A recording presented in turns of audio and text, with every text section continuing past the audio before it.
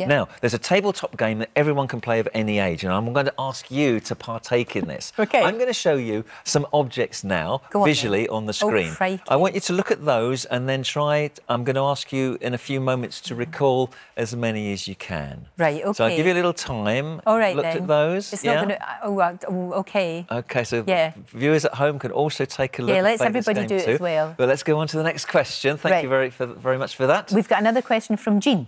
Jean. Yes? Hi, my name's Jean Emery, and I've noticed of late that my memory is getting worse. But in the last few months, I've started eating bananas, and I feel that it's got better. Do you think there's any connection? That's interesting, isn't it? It's interesting. Nutrition is very important. Now, bananas are rich in fibre, but also potassium and magnesium. Magnesium's important for the central nervous system. OK. And potassium, just like sodium, is important. Every time a nerve signal comes down a nerve, there's a flux of these electrolytes in and out of the nerve cell. So you need these, you need these minerals for your brain to function properly. So, yeah, bananas are good, but there's a whole host of other foods that are important, particularly omega-3 from oily fish. Yes.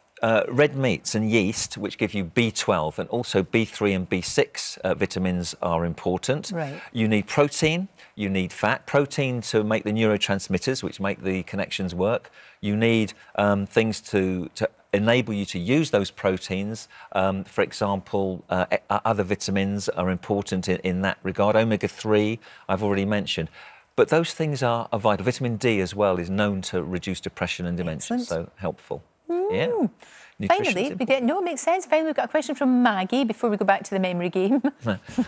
Morning, my name is Maggie McGlennon, and I've noticed recently that I have more what I call fluffy days. They're days that 10 years ago wouldn't have even concerned me, I wouldn't have even thought about it, but because I'm that bit older now, I worry that the fluffy days are becoming more rather than less, and they're not normal. Do you think there's a reason for that? Well, we can all identify with fluffy days. I think I know exactly what you mean. Some days, you know, you just wake up and just things aren't quite happening for you. And sometimes it's just fatigue that's built up over the last couple of days. Yeah. And there's no real reason. It might be a bit of dehydration. You might feel a bit off form. You're stressed. You've got other things going on in your mind.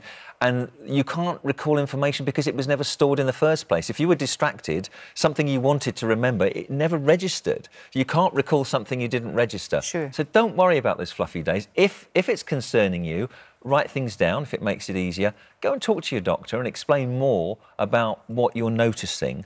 But I think it's unlikely it'll be anything sinister. Sure. We all get days when we're not quite as sharp as other days. Completely. And that's hopefully reassuring. Fuzzy days. Fuzzy days. Fuzzy